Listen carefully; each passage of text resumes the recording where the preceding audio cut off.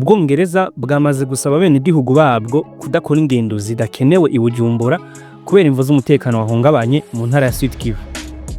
Ubuserukizi bw'ico gihugu busanzwe bufise icicaro i Kigali mu Rwanda bwasavye ko abakomoka muri ico gihugu birinda cyane ibice by'igisagara ca Bujumbura. Muti kubera iki iyo ngingo? Mbega cyo ari kimenyetso cy'uko umutekano cumbagira koko muri ako karere k'ibiyaga binini? Gushika ubu byifashe gute hagati y'ivyo bihugu bya CPGL? Tubigarukeko. Amakuru atangwa ni radio ya ONU, Radio Okapi, yemeza ko M23 yamaze kwinjira icese mu gisagara ca Uvira ku mihinga mu wa gatatu. Iki gisagara kiri ku birometero 31 bya Bujumbura. Urugendo rwaho ujayo uva i Bujumbura rugendo rwa minota iri munsi ya 45 n'imodokari. Byumvikana ko iki gisagara nicamara kugenzurwa neza n'uwo muhari wa M23, imipaka yo hasi Burundi hana na Congo izogenzurwa nawo. Aka kanya rero Gutanako umwikomo hagati y'u Burundi, Urwanda na Congo birashushe. Inyuma y'iminsi 2 President icese yagirije Urwanda kutubahiriza amasezerano y'I Washington, Urwanda nago rugira ruti Uburundi na RDC nibo bariko bararenga kuri aya masezerano. Leta y'u Rwanda ibicishije mu bushikiranganje bw'imigenderanire n'andi makungu imenyesha ko amasezerano guhagarika intambara cessez-le-feu y'I Washington yahonyanzwe. Iyi leta yagiriza ingabo za Congo FARDC n'u Burundi FDNB gukora ibitero mu bene gihugu baba hafi y'umupaka w'u Rwanda mu ntara ya Sud Kivu.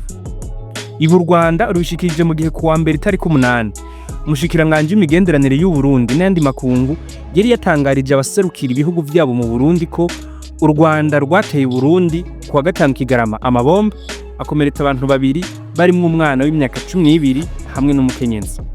Umushikiranganje Edouard Bizimana yavuga ko amakoso y'u Rwanda rukorera muri Congo rushima ko yataka Burundi mu kuvuga ko ari bwo bwanse ko amasezerano aja mu ngiro.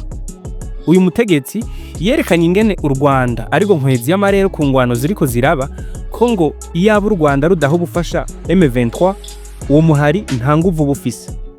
Aha Edouard Bizimana avuga ko u Rwanda rero ruriko ruratera akagere na President wa Amerika we yatumye hasinywa amasezerano y'amahoro hagati ya Congo n'u Rwanda, u Burundi bugatumirwa nk'indorerezi.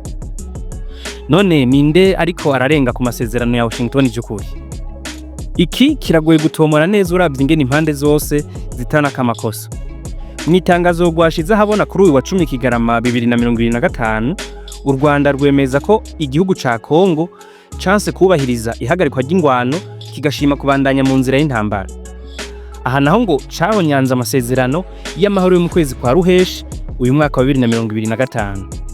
U Rwanda rubona ko inzira irashe kandi yihutirwa ari gushira mu ngiro neza amasezerano ya Washington no gusozera ibyavuye mu masezerano y'Idoha kuko ngo ari byo vyonyene bishobora kugarukana umutekano mu karere k'ibiyaga binini. Ibi bihugu bibandanya kwagirizanya kurenga kuri aya masezerano mu gihe kuva ateweko umukono kuwa 4 Kigarama uyu mwaka, butakeye na kabiri intambara irasubira gukomera mu buseruko bwa Congo. Wewe wibaza ko amaherezo azoba yahe?